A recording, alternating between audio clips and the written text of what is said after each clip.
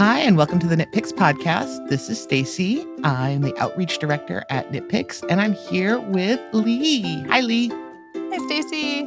I'm Lee. I'm the knitpicks graphic designer. I design all the books and patterns. Well, Happy New Year. Yeah, Happy New Year. Yeah, we've been away the last couple of weeks for the holidays. Took a break, took some time off work.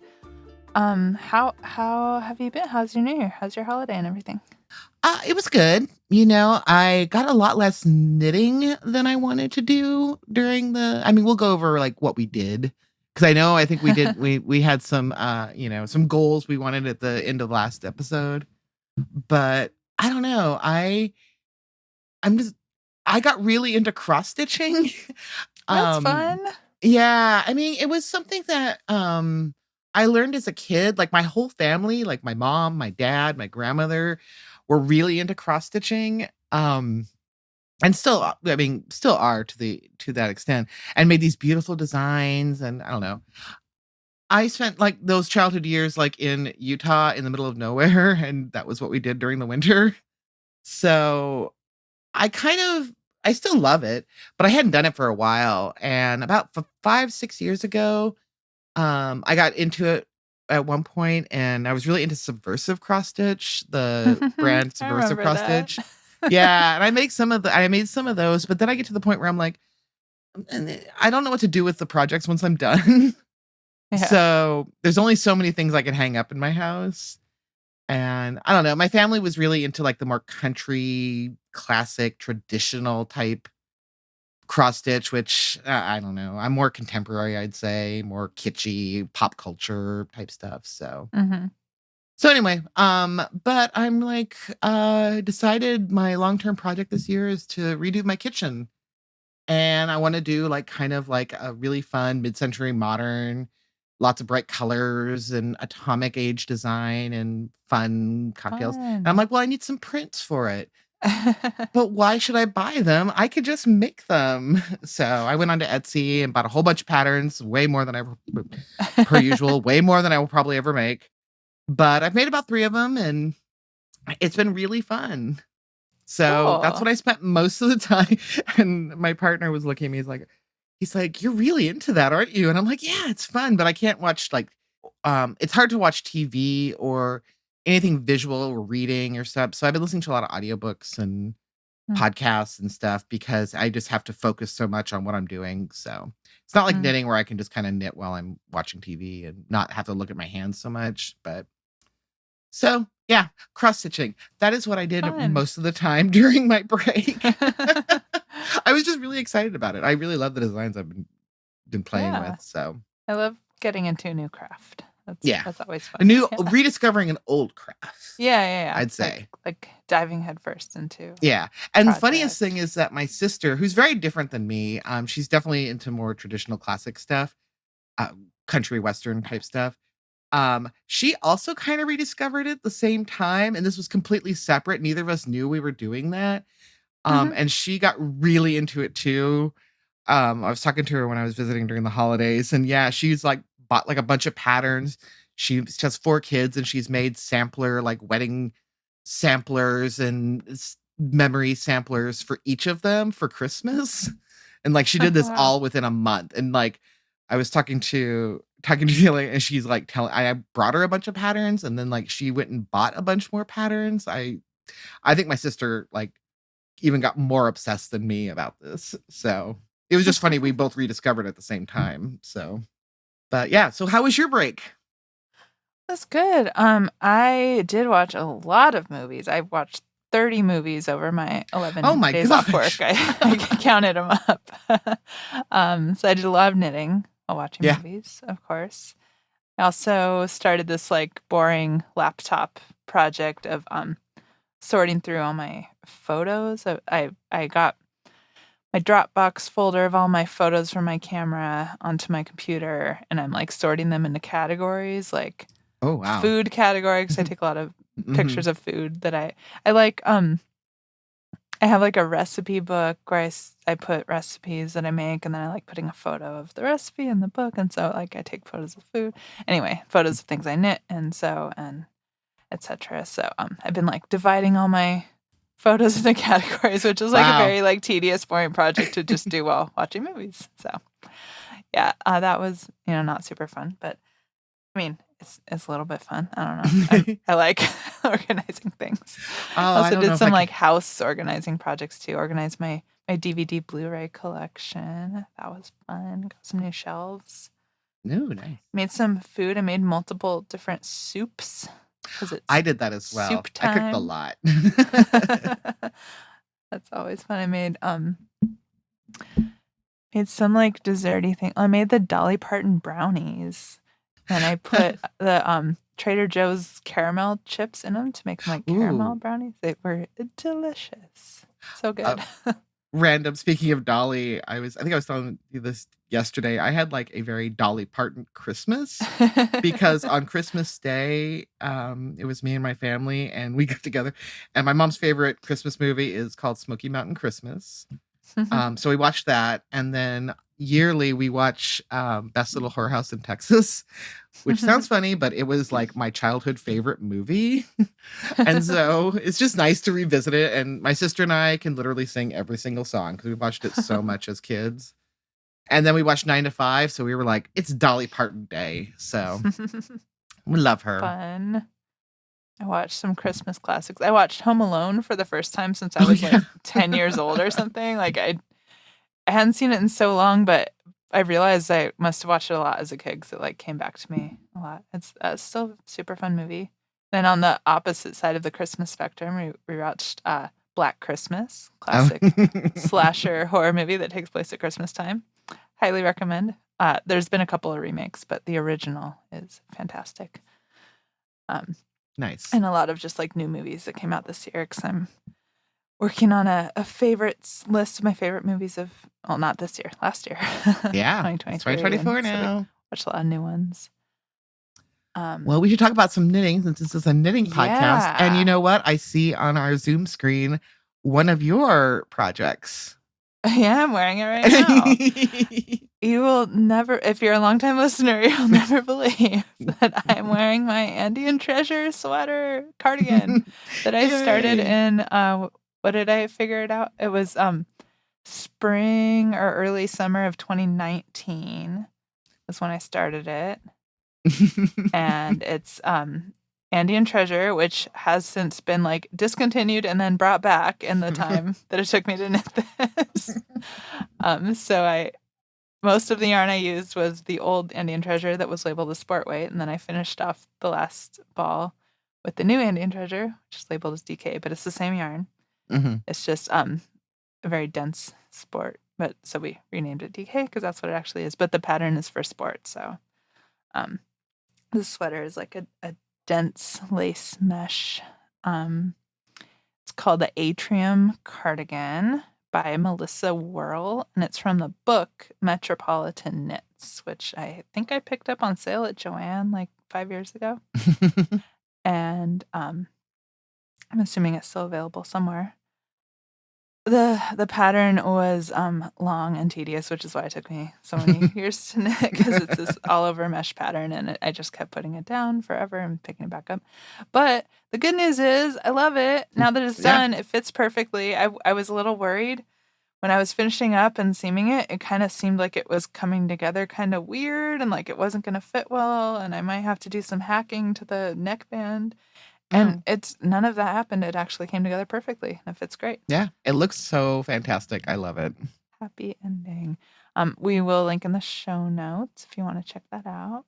That's my longest term project that I'm super happy I finished. But the other project I finished was my Ice Fire knit along from last spring, which I converted into a sweater.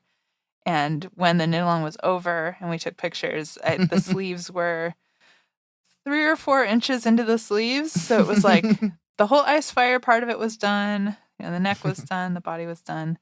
I just needed to finish up the sleeves. But at that point, it was like June or something. And I was like, well, I'm not going to wear a wool sweater for several months. So I didn't really feel an urgency to finish the sleeves. So I picked it back up in November, I think. And sleeves are tedious, right? Like they Yeah. just always, no matter what kind of sleeves they are, sleeves are just always pretty tedious. So I think I knit like a chunk in November, and then I just kind of put it down again. And then I was like, oh, I got to finish it by the end of the year. It's so close. Like I'm so close to finishing it. I just need like one weekend and I can finish it by the end of the year. So I picked it up like December, like 28th or something. I finished it on December 30th. So I did it. Finished it by the end of the year. Washed it, blocked it, took photos on the first of the year on New Year's Day. We went out and took photos, and happy to have finished it. And I love it. Yeah. And it's great. It's so cute. And I love it. My sweater hack really was a success. It's very comfortable and fits well. And yeah. And we will definitely 2 successful sweaters. We'll definitely link to your photos on Instagram because they're very cute. So yeah, I posted both of these sweaters on my personal Instagram, so we'll link to those in the show notes. And Ravelry projects too, if you're on Ravelry, where it has a little bit more notes about my hacks and details and stuff. So I also finished a very long-term project, not quite as long as yours, not like your Indian treasure one. But if you've been listening to the podcast for the past year, I keep mentioning the Deep Winter Coat by Wool & Pine. It's one that I've been working on. It is a bulky weight sweater. I mean, it's worsted weight held double. So you could probably do it in bulky weight, but I did it with Wool the Andes held double. Anyway, I finished it.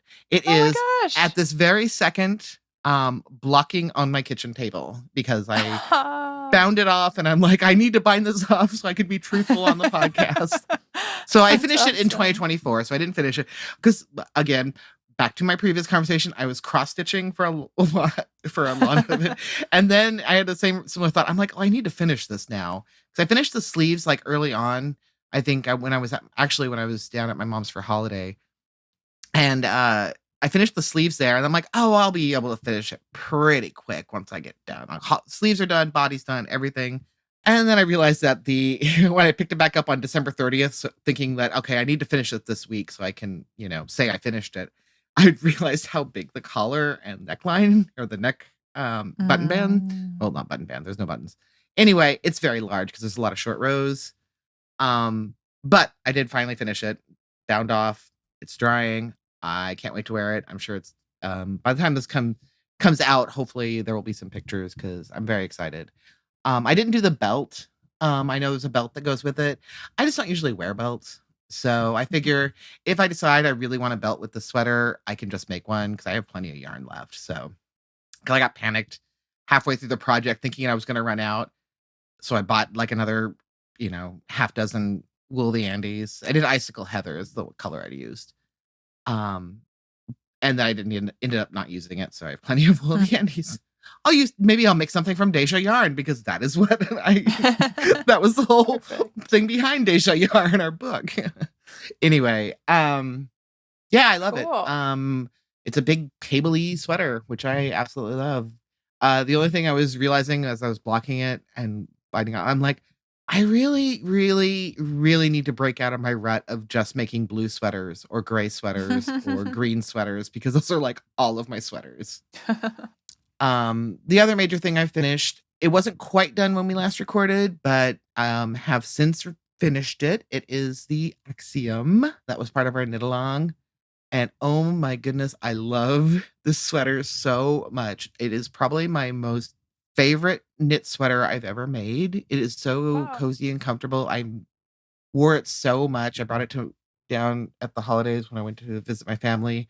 I wore it like multiple times because it was just so easy because it's perfect because when it's cold but not raining, which we've had a lot of that lately, a lot of cold winds, but not as much rain. Well, we had rain, but on those days when it's just the cold wind, it was perfect because it was so cozy and I didn't have to worry about it. But yeah, I love it. It's we will definitely link to our blog post, our finishing blog post in the notes so you can see all of ours because I think almost everyone finished that started. I did do the sleeves first, which I think was my saving grace because I was getting really tired of knitting it when I was like, I think I talked about this in the podcast where I swear I would have been knitting for like hours and it was still like the same measurement as it was like, when I first started.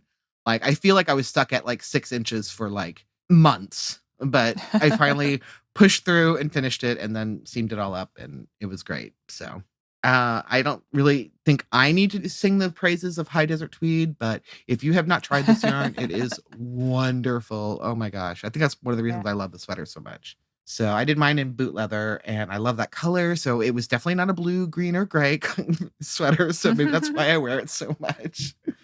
And that was it for knitting. I did like some projects for upcoming collections that I'm not going to talk about right now, but some socks. That's pretty much all the knitting I did. I'm planning on restarting Ventisika, that sweater I started months ago, but that's pretty much it.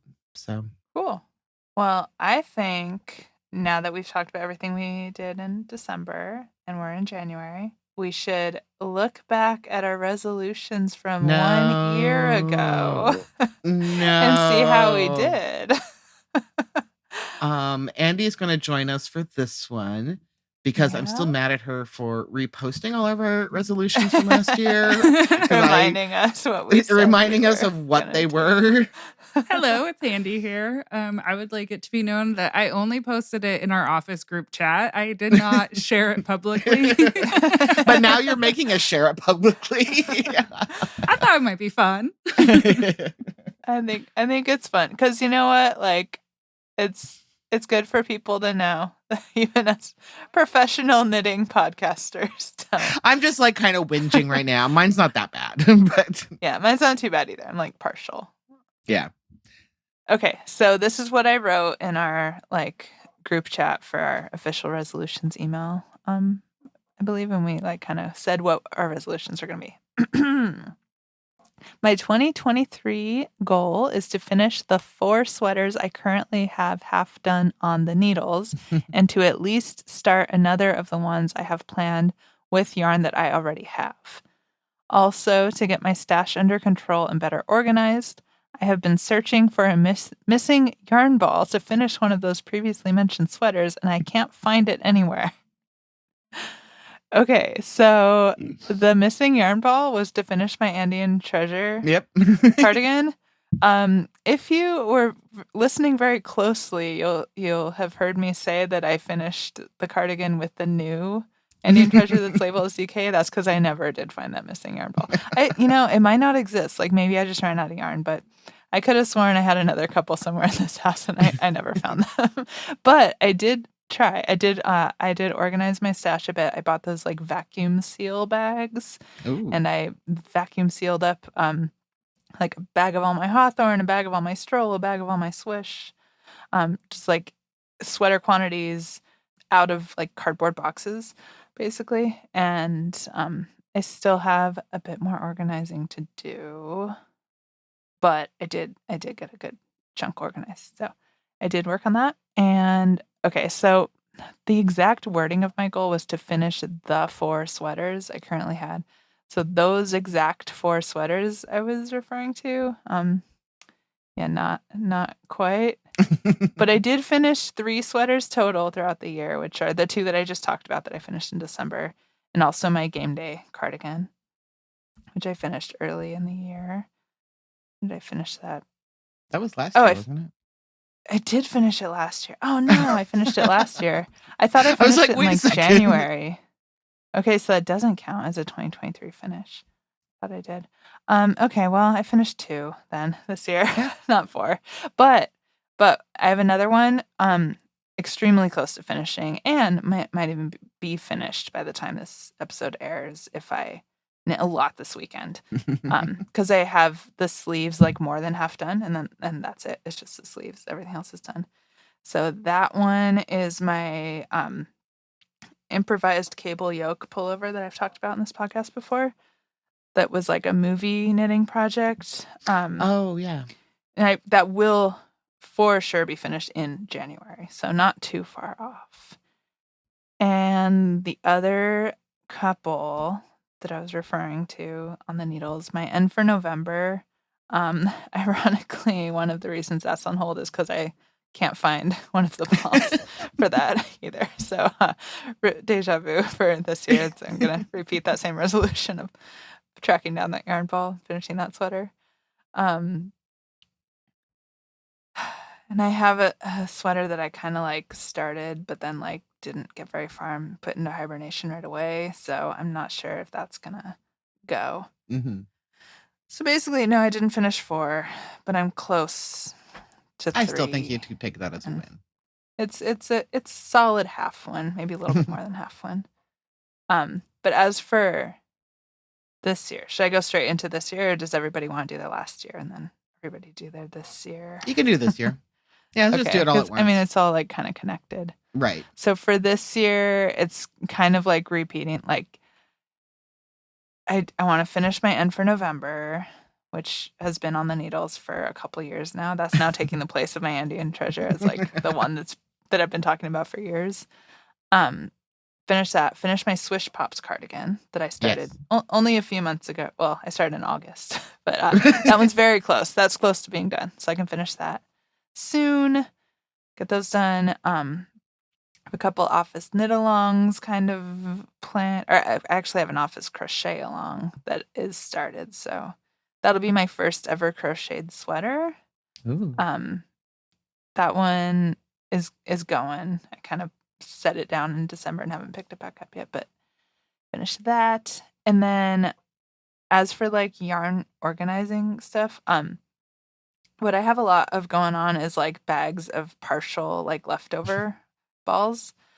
So I want to pick back up the blanket project that I started like maybe in 2022. I started it. I talked about it a little bit, and then I just like wanted to focus on sweaters basically. So I just kind of tucked it away and turned my focus to sweaters. But I want to pick that back up again.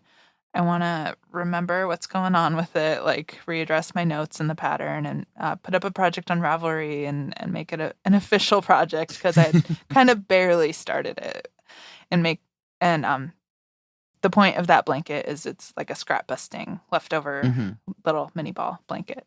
So bust through those scraps. Maybe later in the year, maybe like the second half of the year, I want to do a sweater that's also like a leftover scrap busting, kind of super stripy leftover mini balls kind of sweater. So bust through those leftover scraps. That's my big goal of the year. Yeah. Okay.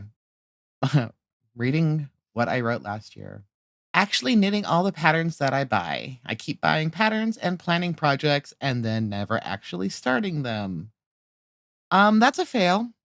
I bought way more patterns this year and I didn't knit any of them. I just have a tendency to I do that with cross stitch patterns too. I buy like so many of them.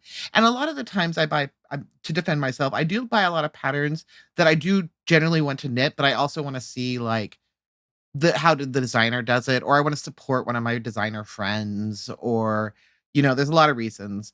But no, I just really just like buying patterns. I was looking at my Ravelry just to check to see how many I bought, and I bought way too many.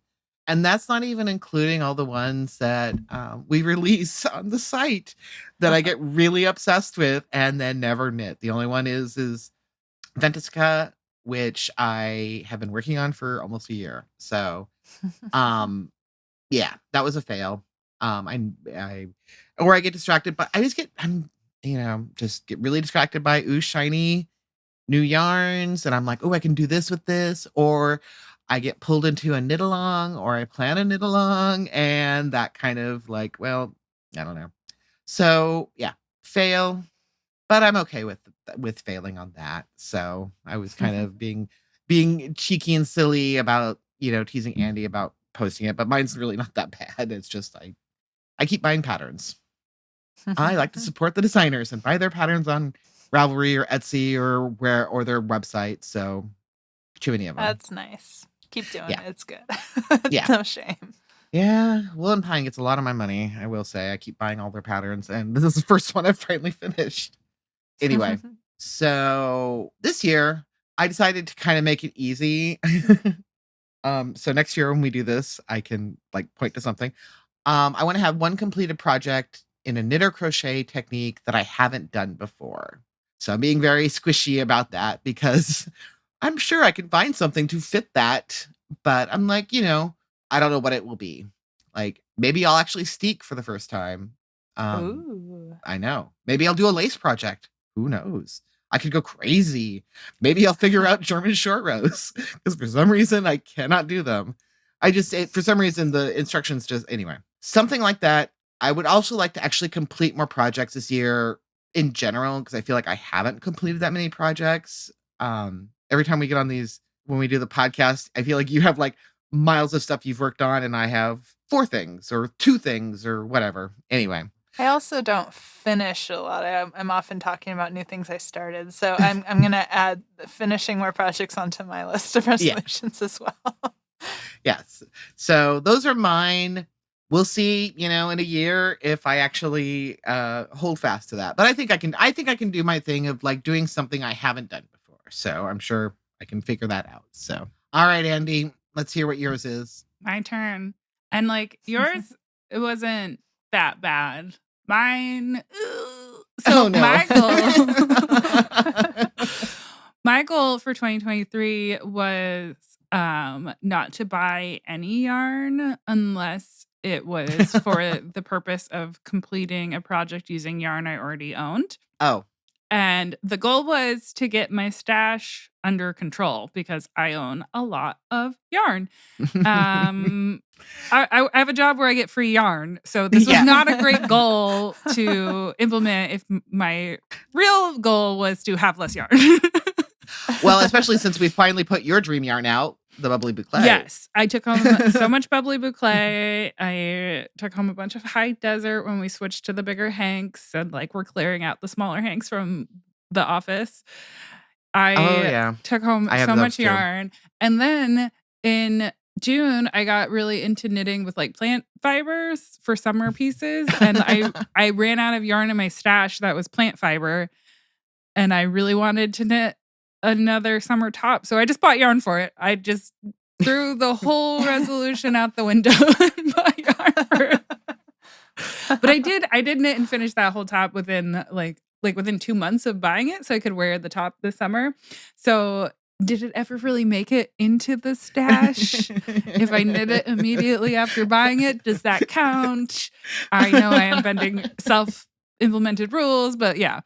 I finished 8 garments in 2023, and I don't think I had a net reduction in stash.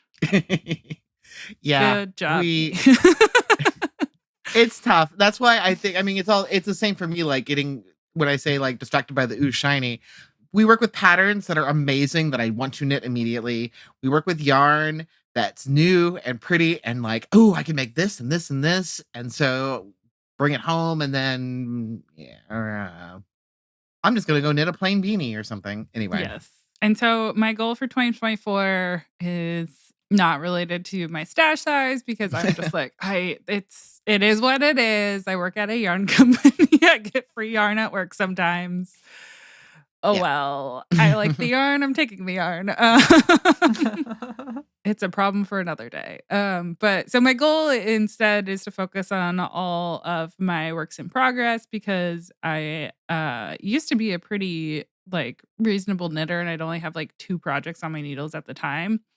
Like I'd have one that was portable and I'd have one that I just could only work on at home. And that was good, covered all my bases. I didn't own interchangeable needles before I worked at knitpicks. And so that like helped me finish things. Because I'd be like, oh, I want those needles. I guess I have to finish the sweater before I start the next sweater that needs those needles.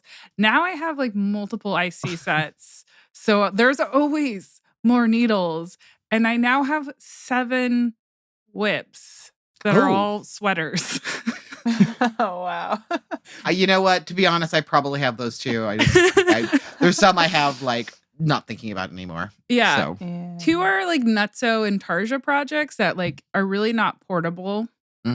So like those I just kept putting aside. Why I started a second one when I wasn't done with the first one. I have an explanation. One of them's a cotton linen blend and one of them's wool. So they're different knitting categories in my head. But like, does anyone really need 2 intense Intarsia projects at the same time? No. I would say no, but I am not an Intarsia fan. So. And You're a bigger Intarsia fan than I am. So. I think I am the resident Intarsia advocate in the office. I think I'm the only one who's like gets really pumped about it. But I love Intarsia. It's very fun. It is very not portable. Right. And when you put it away for a while, getting it out is like a little bit of a nightmare because all of your little bobbins get tangled up. So I have 2 of those to deal with, and then a bunch of other ones. And I just started a new sweater yesterday, so now we're at 8. Yeah. I just counted, and if I count the new one I just started yesterday in the office, and if I count the one that I kind of started and then put away and is hibernating for now, that I have 7. Yeah. So my goal is to get, of the 7 that are lingering, is to get 5 either finished or frogged. That's doable. I think we can all do it. I'll be the cheerleader again. We can do it, man. All of us can do it. So in 1 year, we'll come back and we will all be ready to go. Yeah. At least one of mine is like very close to being done, but it was like my portable knitting for summer travel.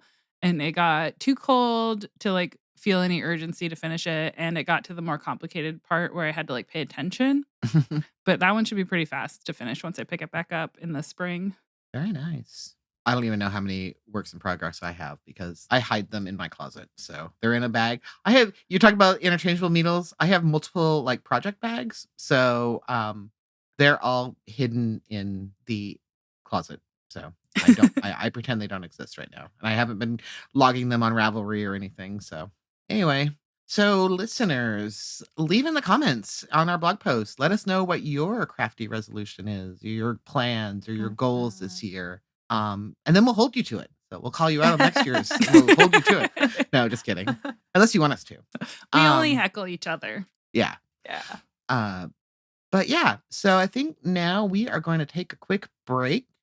And then we're going to talk about all the new stuff that's on the Knitpicks website because there's some pretty freaking exciting stuff on the website right now. So we'll be right back.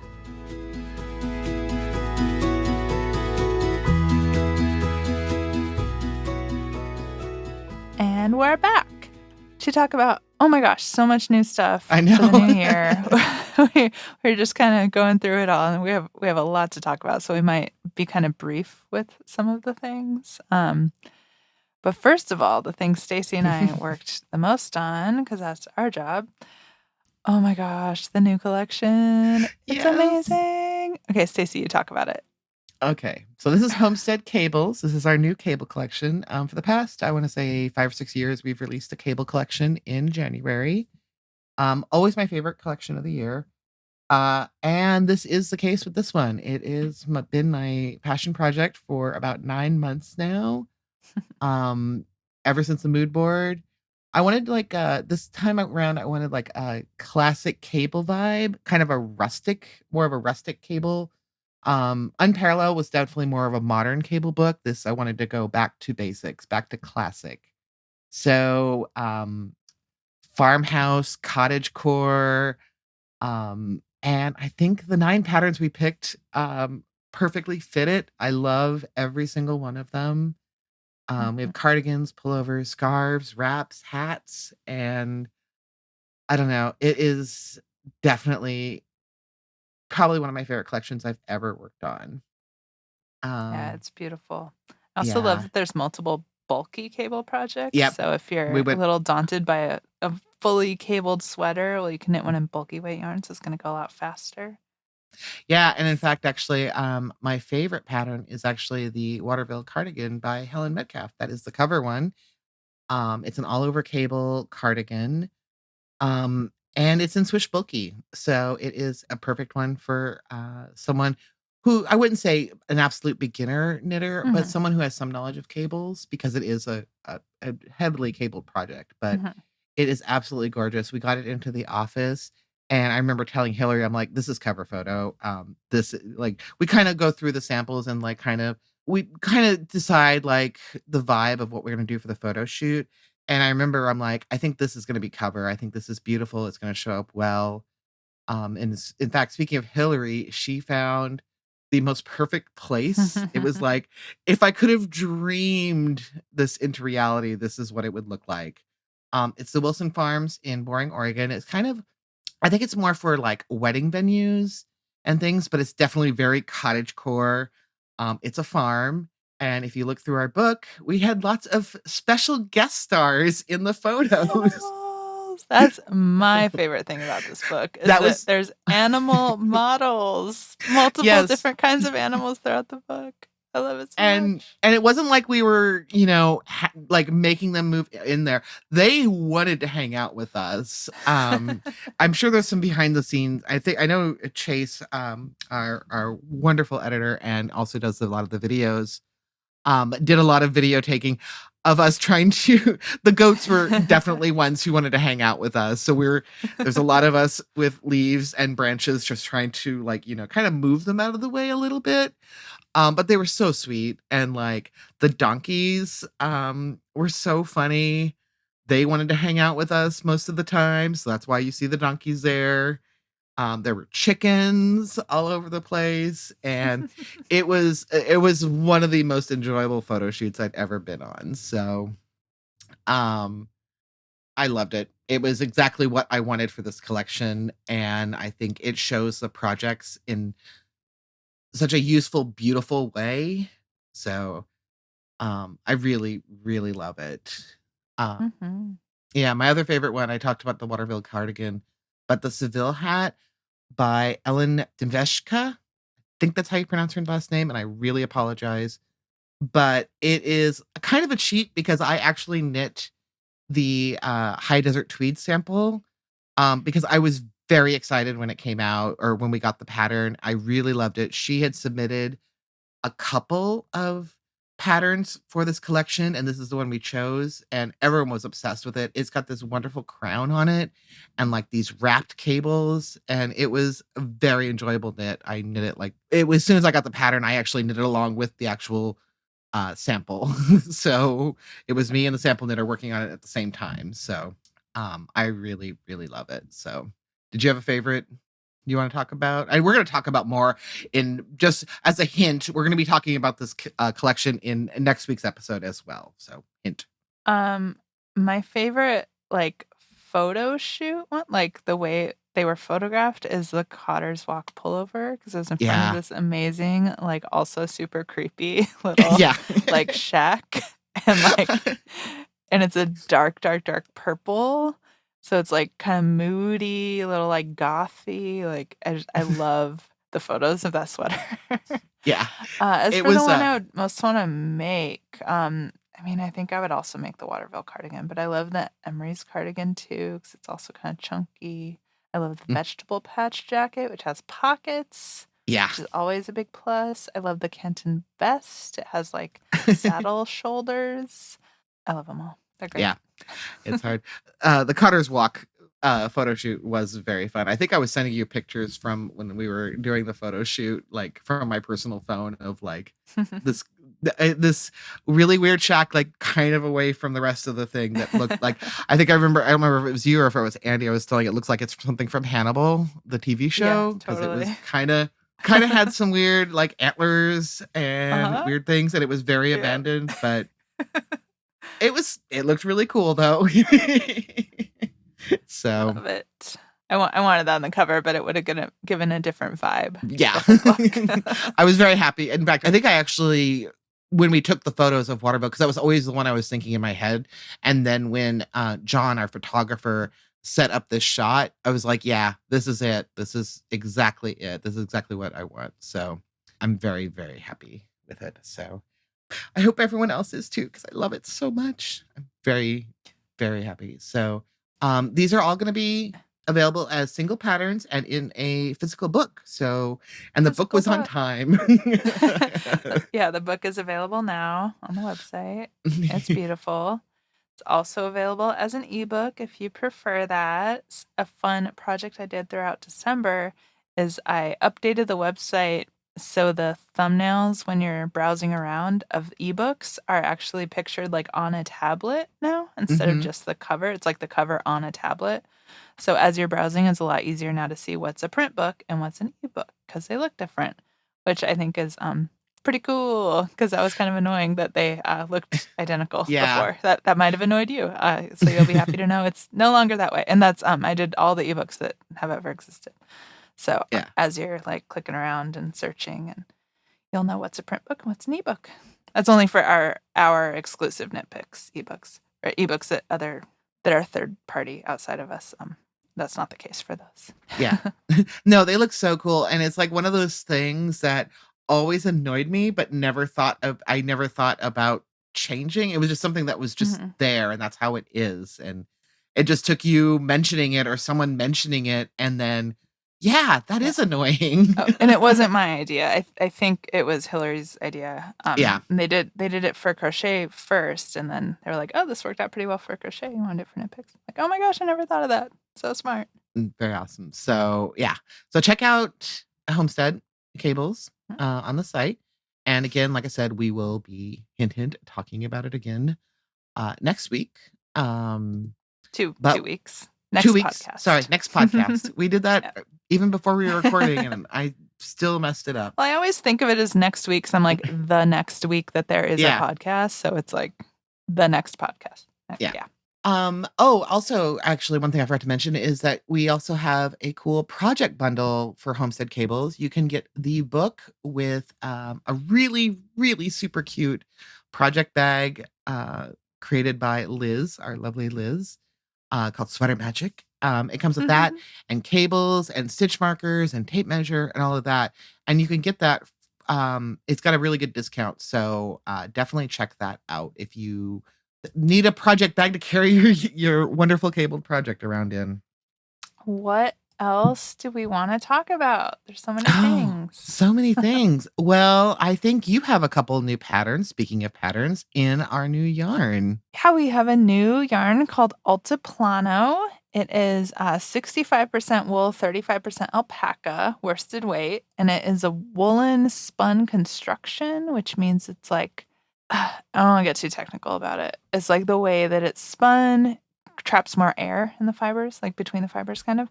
It's a little bit of like a sticky wool.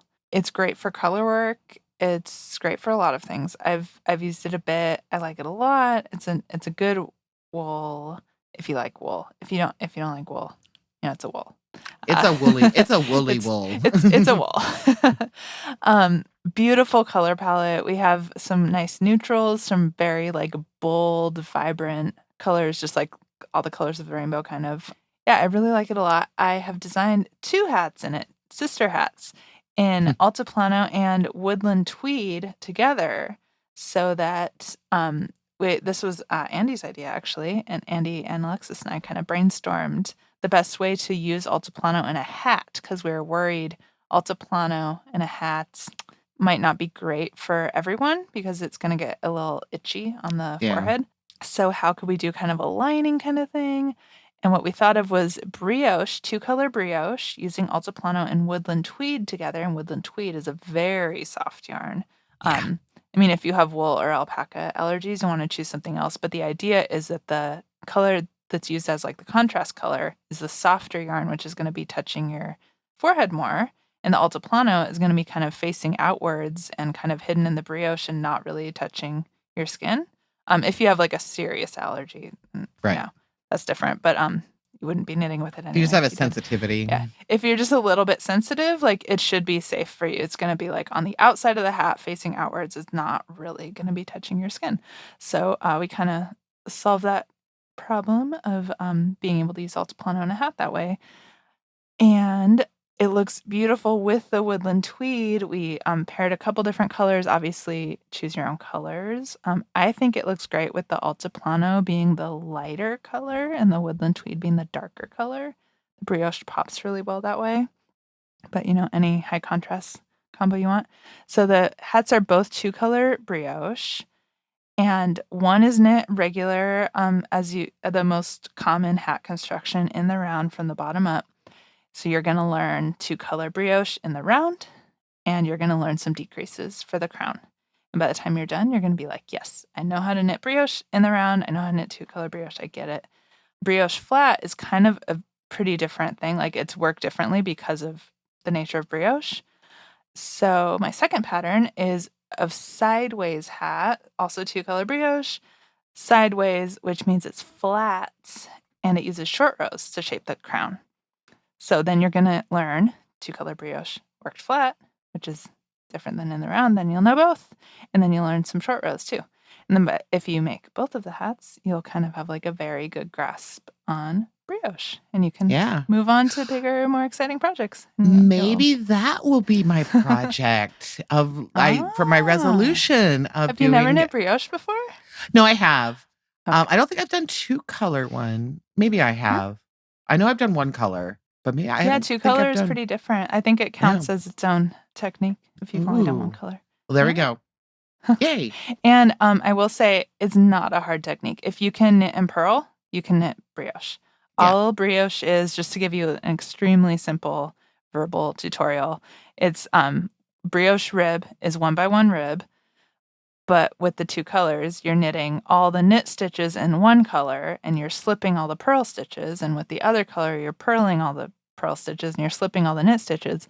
But what makes it brioche is every time you slip a stitch, you're working a yarn over around the slip stitch. So you're kind of giving the slip stitch a little shawl around it. So you're kind of moving the yarn to the front, slipping the stitch, and then bringing the yarn around to the back after you slip it. So all you're doing is knitting, purling, slipping, and yarn over. You're just kind of doing the slip and the yarn over in kind of a weird order that you wouldn't, that you only do in brioche, that you wouldn't do in a normal project. Yeah. Okay. Yeah. I've definitely done it solid, but not 2-color. So there we go. Look, I already found my project. Yeah. It's exactly the same stitches, the same movements with your needles, solid versus 2-color. It's just when you're doing 2-color, you're switching back and forth between the 2 colors to do, like I said, all the knits in 1 color and all the purls in the other color. If you're doing it in the round, you're just going back and forth, main color, contrasting color every other row. If you're doing it flat, you're working the same row across first all the knits in 1 color and then second all the purls in the other color. So you're having to slide your stitches across the needle. Mm-hmm. So you're working right side row, color 1, right side row, color 2. Then you're working wrong side row, color 1, wrong side row, color 2. So you're doing kind of all the knits, then all the purls, then all the knits, then all the purls, or all the purls and all the knits because it's the wrong side. Basically, when you're actually doing it, there's nothing hard about it. It's very easy. It's just like, it's kind of weird. It's just kind of different than normal knitting. So we tried to write the patterns in a way that are easy to follow. If you've never done it before, kind of walks you through everything. We recommend doing the in the round one first, which is, I should say what they're called. The in the round one is called the Katarina hat. And I recommend the Katarina hat first because it is the easier one. In the round is a bit easier. Mm-hmm. It's the best way to learn it if you've never done it before. The Bianca hat is the flat one. And I'd recommend doing that second. And they are named after sisters, and I'll leave that a mystery for you. leave a comment on the blog post or the Instagram if you figure out who the sisters are that the sister patterns are named after. I don't know. That's a good question. I mean, it's kind of it's a little bit obscure, but I am a teen of the 90s, if that helps. And we should mention these are free patterns, so they are free for everyone to learn 2-color brioche, including me. So yep, and they're both worsted weight yarns. Well, I think the woodland tweed is technically Aran, which is like heavy worsted. I think they'd work fine in pretty much any worsted weight yarn. They're pretty like flexible. Brioche is very stretchy. It's very kind of size flexible, basically. They have sizes, but they're like versatile. So if you have worsted weight yarn that you'd rather use, free patterns. Try a brioche. New year, new technique. Yeah, and Altiplano. I haven't actually used it yet, but it is lovely. I love the colors. I think it's like a perfect one for color work. Just because it's really gonna pop. So yeah, maybe will that be my steek sweater? Who knows? Ooh, that would be really good for steeking. So it kind of sticks to itself, so it's not gonna slide apart. That reminds me a lot of, this is for the old school knitpicks fans, of a yarn we used to have called Telemark. So I don't think it's not as applied as Telemark, but it is definitely, Telemark was like kind of a sport weight color work yarn. It's really lovely, but it was discontinued quite a while ago. I think actually, I don't even know if it was still around when I started, but anyway, yeah, I've been here a long time. Anyway. We're not going to go through all of the other new stuff, but we did want to point out that our beloved twill fingering is now in 100-gram hanks. So instead of the 50-gram balls, they are, and we brought in all the colors that were in the worsted as well. So if you are a fan of twill fingering, it's great for sweaters, great for shawls. We have some really lovely shawls in twill fingering. So twill is one of the best stitch definition yarns of all of our yarns. So if you're doing a fingering weight cable pattern or something, fingering weight lace, look beautiful. You'll be on that, right?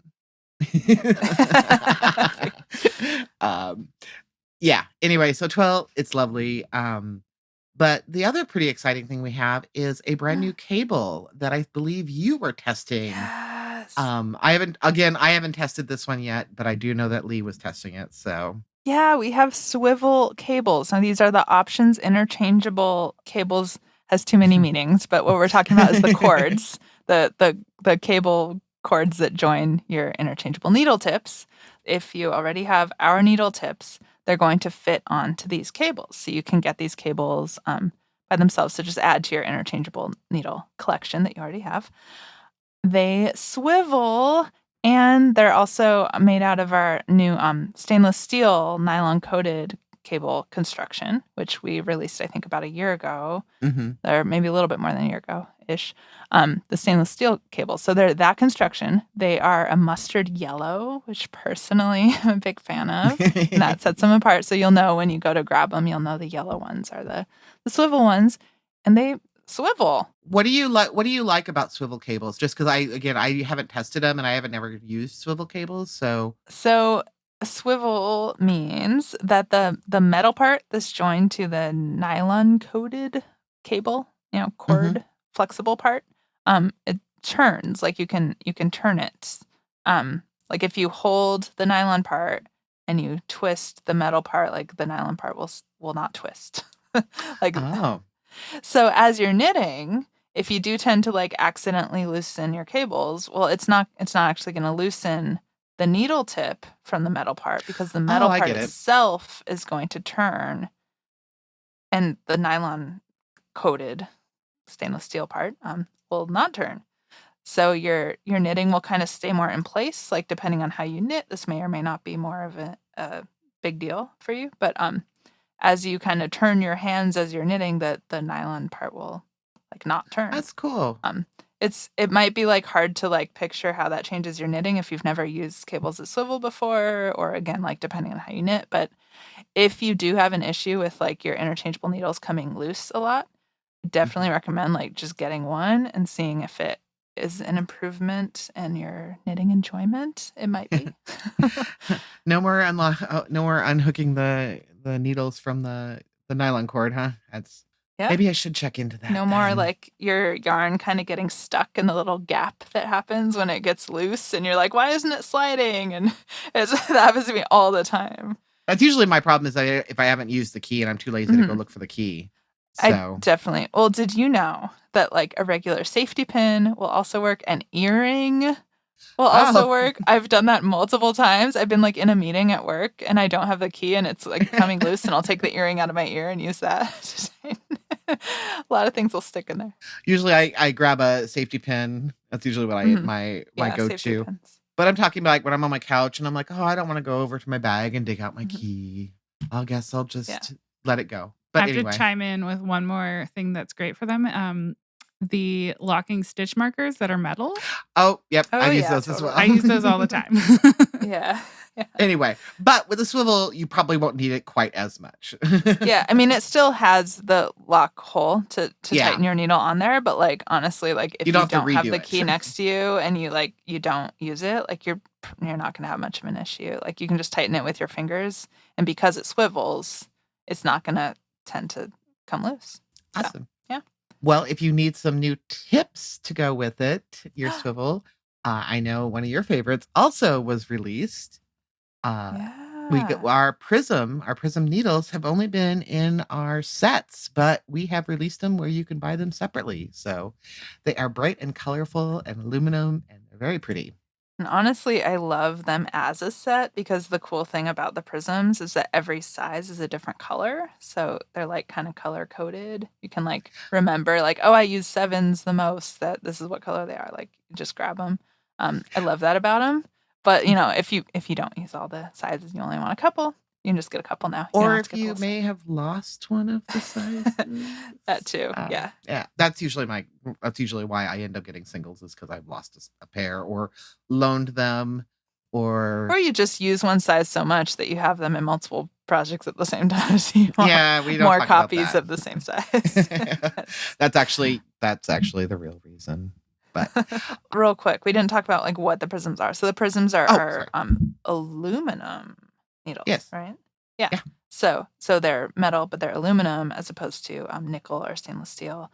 They're very lightweight. They're like warm, and they warm up in your hands. They're a little bit different than the other metal needles. So I generally prefer like wood or bamboo needles over metal needles, but I really like the prisms, I think, the most of all the different metal options. Oh, really? I like the prisms better than nickel or stainless steel. So another thing that like maybe you want to try, maybe if you've only tried nickel, maybe you'd like the aluminum. I'm a wood girl. I actually, to be honest, I have not tried the prism tips, but I should probably, because I think the problem with the metal, both the nickel and the stainless steel, I just push too hard on them and it just kind of hurts my fingers. I think I just knit weird. The prism might be better. I just haven't used them. I'm really like in love with our wood needles. Yeah, I do love the wood needles too. I like a variety of needles. The prisms are like a little less slippery. So if you have a problem with like normal other kinds of metals being like too slippery and your stitches sliding off, the prisms are less so. Well, now that there's single tips, maybe I'll get one. All right, what else do we got? What next? What I'm really excited about, which is something that, again, we're going back to about the ebooks, like having a different cover on our website, measuring tapes, going up past 60 inches, and we finally have them. We have them going up to a 72 inch. It's really cool. It's very good. It's great for size inclusivity. What I find when I am use my tape measures a lot is when I'm measuring like samples, like blankets, and like trying to see how long a blanket is. And most blankets are usually a little bit longer than that, than the 60 inches. So I'm like marking a spot and then moving the tape measure. So the 72-inch one is really cool. 72 inches, you still might need to do that with a blanket. Yeah. But like with a lot of shawls are like around 70-ish inches. Yeah. Or, long scarves, things like that. So I think it's very useful. Yeah, I love it. I got, as soon as they got out, I like made sure I ordered a whole bunch of them to keep in all my bags and replace all my 60-inch ones because I will be using this quite a bit. So, nice. Yeah. I don't know. It's such a small thing, but it goes a long way. So, but yeah, so we have way more new stuff that I don't even think we can even talk about because otherwise this podcast will be like 3 hours long. And honestly, I don't think anyone wants to hear us for 3 hours. We'll be back in a couple weeks and catch up on we'll talk about more we stuff. missed. But you can also, we have a easy way to find all the new stuff. If you go to our website and on our top navigation, there is new, and you can do a drop down to new yarns, new products, new needles, new tools, new patterns. Buy Homestead Cables. It's really great. It's beautiful. And yeah, so check it out. If you haven't been there since Big Sale, come back and look at it. So yeah. And I think that's about it. Yeah. Excited to be back on the pod. We'll be back in a couple weeks with more voices than just the two of us, or the three of us, I guess. Yeah, and we have some nice plans to have some cool people on. We've been planning our whole season out. We'll be going until every 2 weeks. We're planning every 2 weeks until, well, not every 2 weeks, twice a month. Twice a month, yeah. Until about mid-June, I think, maybe early July. We'll kind of figure it out. We'll take a little summer break. Yeah. And yeah. So anyway, so stay tuned for another fun season of the Knitpicks podcast. Yay. This podcast was originally created by Kelly Petkin. It is produced and hosted by me, Stacey Winklepleck, and Lee Meredith. Produced by Andi Satterlund with additional production and editing by Chase Ryan. We recorded this episode in the Pacific Northwest, where we want to be knitting on a farm, but without the barn chores. From everyone here at Knitpicks, thank you for joining us. The views and opinions expressed in this podcast are those of the individual participants. They do not necessarily reflect the opinions or views of the Crafts Group LLC or Premier Needle Arts. All the yarn, tools, and patterns mentioned in this episode, along with all the inspiration a knitter could need, can be found on our website at knitpicks.com. If you'd like to be on our podcast, leave us a voicemail. We'll be checking it regularly and using your calls in later episodes. To leave a voicemail, call 360-334-4847 and record your message. You can also record a voice memo on your phone and email us that audio file at podcast@knitpicks.com. Like and follow us on your favorite social media platforms, Facebook, Instagram, Pinterest, and YouTube at Knitpicks. Rate and review us wherever you listen to this podcast. Until next time, happy crafting.